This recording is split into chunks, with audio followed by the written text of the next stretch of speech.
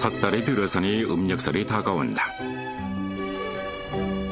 절강서부 산간 지역의 여동촌에서는 집집마다 명절 준비에 바쁘다. 이른 아침, 정위량은 텃밭에 나가 김치를 담글 무를 뽑고 있다. 텃밭은 작지만 6, 7가지 채소를 심을 수 있어 일가족이 먹을 양으로는 충분하다. 이렇게 평범해 보이는 농민에게 또 다른 신분이 있다.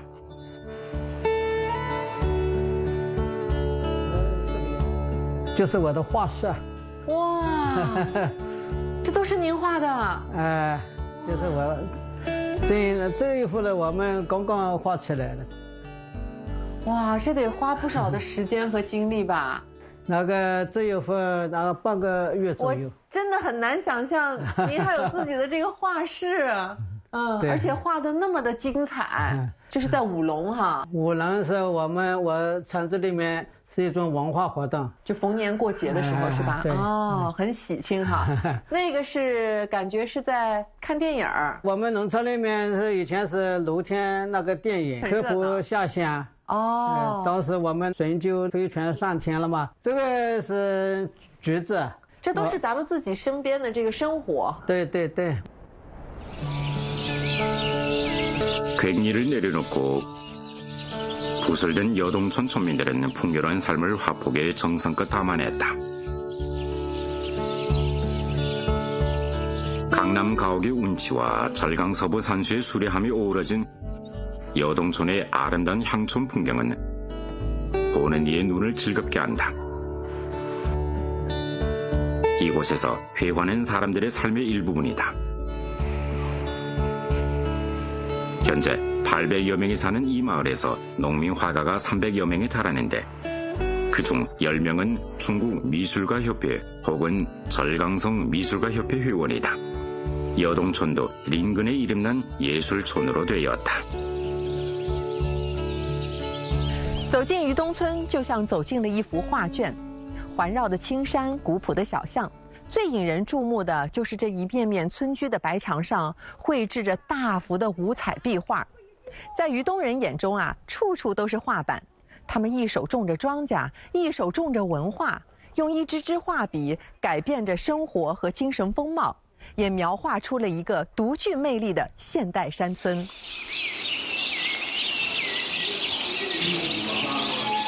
이날 여동촌 촌민들은 사당에 모여 룡등 제작을 상의하고 있다.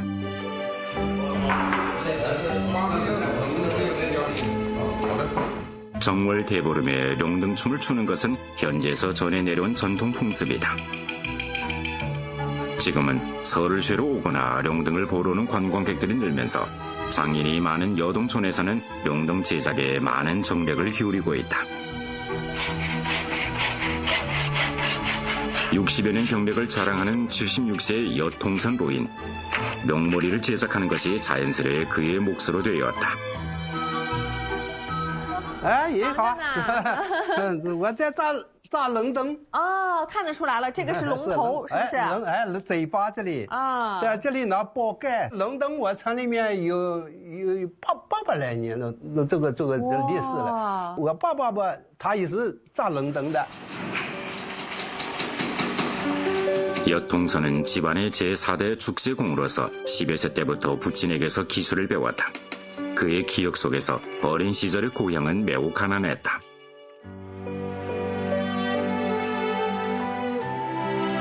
절강성 구주시 가성구 구기향에 위치한 여동촌은 구주 시내에서 18km 떨어져 있다. 이곳은 산이 많고 땅이 적어 300여 가구가 고작 600亩 경작지를 다루고 있었는데 그마저도 산간의 모래땅이라 소출이 나자 많은 촌민들은 어릴 적부터 부모에게서 기술을 배웠다. 마을에는 축세공뿐만 아니라 목수와 미장이도 많았다. 我们村里面田地小不就不够吃，只要出去赚钱的嘛，大家要动脑筋去实这个行。 절강 서부 산간 지역은 대나무가 풍부하다.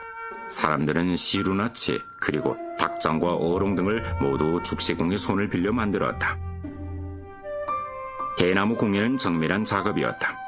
여통선은 지금도 돗자리 한 장을 부친이 한 달 넘게 엮던 것을 기억하고 있다. 더 편안하고 매끄러운 촉감을 느낄 수 있도록 하기 위함이었다. 부친에게서 기술을 배울 때 평범한 바구니 제작조차 엄격한 검사를 거쳐야 했다. 编好以后，再还要弄水放在里面，倒在里面。水漏是要漏的了，谁漏得快，谁漏得慢，还要比赛一下。就是检验你这个竹筐编的好不好，看你编的紧不紧致，对对对啊，严丝合缝。就是你做得快一个，第二个还要做好。 장인의 정성이 깃든 대나무 공예품은 정교함의 결정체였다. 대나무 공예는 간단해 보이지만 제대로 해내기는 쉽지 않다. 여통선이 보기에 가장 어려운 것은 엮는 작업이 아니라 대나무 뜨기이다. 단단한 대나무를 굵기가 일정한 대나무 오리로 깎아내기 위해 그는 연습을 얼마나 했는지 모른다. 이젠 그가 깎아낸 대나무 오리는 머리카락처럼 가늘 정도다.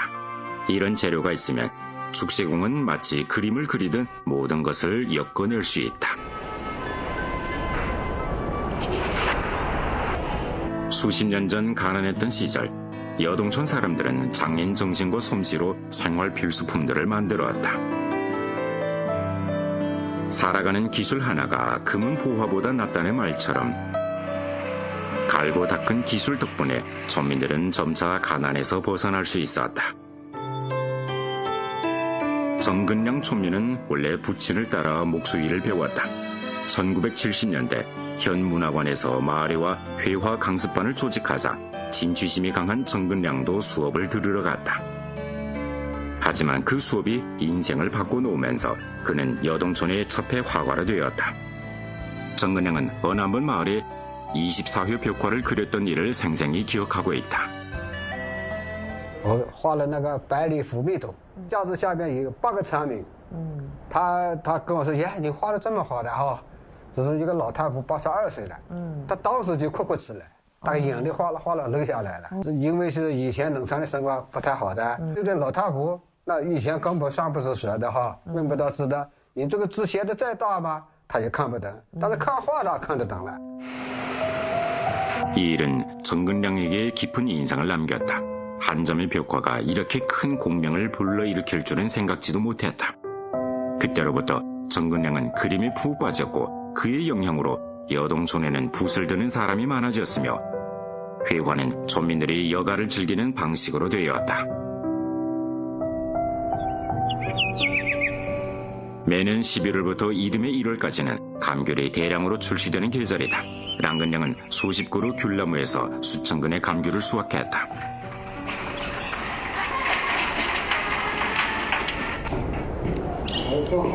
丹哥，您好。你好。帮您一块裁一下吧。 구조는 중국의 주요한 감귤 생산지 중 하나이다. 1990년대 잘 살기 위해 촌민들은 경제적 가치가 더 높은 귤나무를 심기 시작했다. 처음 몇 년간은 수입이 짭짤해 랑근량도 돈을 좀 벌었다. 그는 또 6만 원을 꺼서 3층짜리 가옥을 지었다. 하지만 집이 완공되기 전에 갑작스레 닥친 서리로 나무에 달린 귤이 모두 얼어버렸으며 랑근량의 마음도 얼어붙었다. 我房子造起来，刚好那年的收入很好的，租子很好，价钱卖得很好。看到快过年的时候，过冬的时候呢，租子一冻就不冻死了。刚好呢，第二年清明的前一段时间，又是很冻。 재해를 입은 것은 량근량리뿐만이 아니었다. 연이은 얼굴 피해로 여동촌의 귤나무가 거의 다 얼어 죽었다. 귤나무는 심어서 열매를 맺기까지 3년이라는 시간이 걸린다. 당장 다시 심는다 해도 앞으로 3년간은 수입이 없어 초민들은 또다시 허리띠를 졸라매야 했다. 겨우 꽃피기 시작했던 삶은 다시 바닥으로 추락했다. 새 집을 짓느라 빌린 돈도 갚지 못한 데다가 일가족의 생계조차 막막해졌다. 랑근량은 맥이 풀렸다. 那时候就是我们搞点房子之外，以前还给人家钱是不可能的。有的以前我叫我还的，我家给你钱，我现在没有钱的。你最好不要问我。我讨债有钱的时候我会还给你的。 당시 란근량은 빚 갚을 능력이 없어 이리저리 피해 다녀야 했다.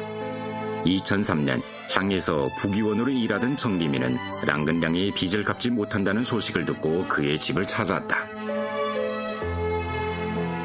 到他家里一看，他家里确实很穷，那个家里面窗户也没有，门板也没有，确实很困难的。那么我一看他家里呢也挂了很多的画，这我一看，我问支部书记，这个画是他画的吗？说是的，是的。那个他到哪里去了？看见我们干部有点害怕，他躲到我隔壁去了。 방문을 통해 정리민은 회화를 무척 좋아하는 랑근량이 낮에는 밭에 나가 일하고 밤에는 침대머리에 엎드려 그림을 배웠다는 것을 알게 되었다.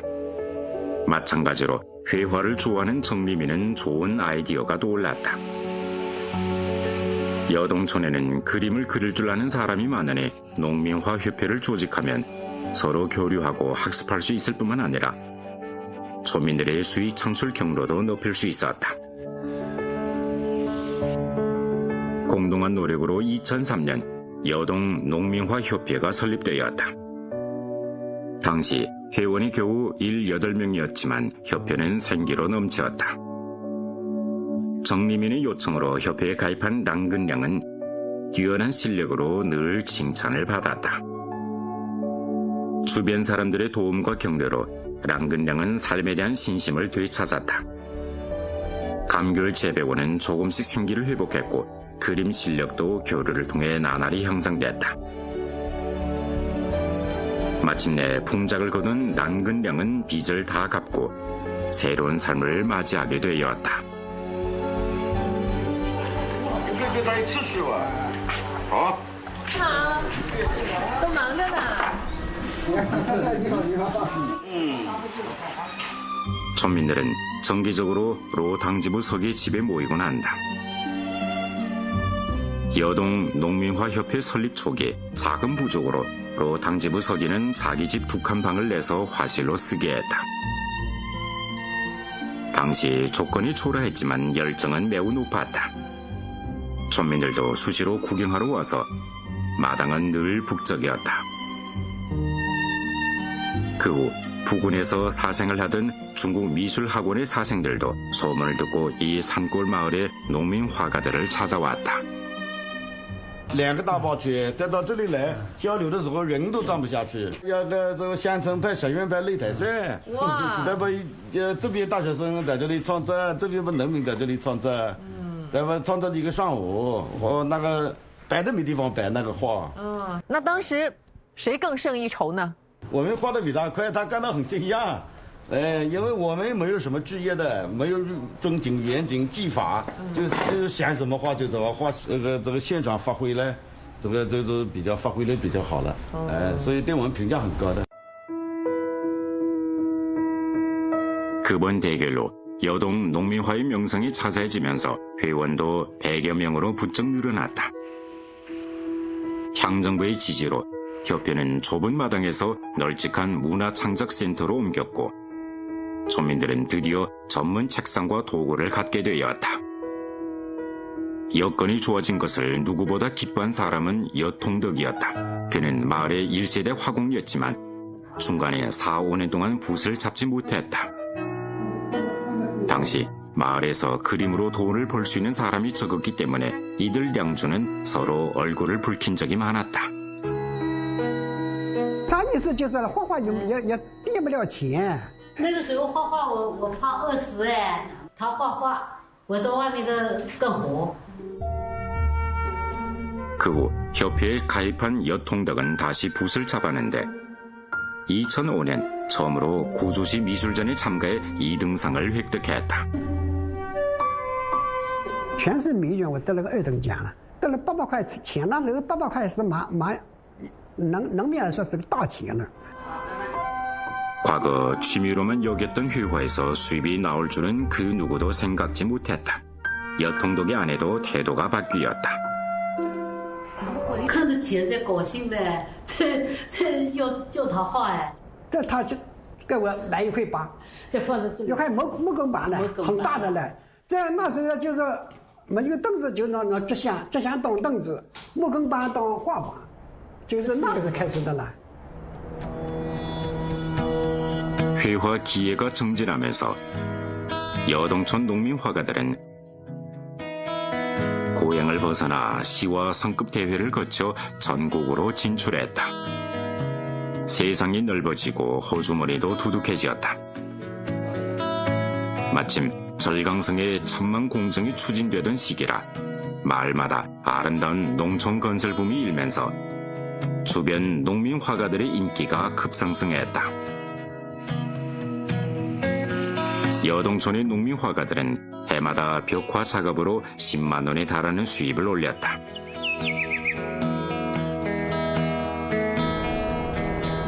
모로호 촌민이 이런 벽화를 그리려면 20일이 걸리는데 하루 수입이 600원에 달해 예전에는 상상조차 할 수 없었던 일이었다.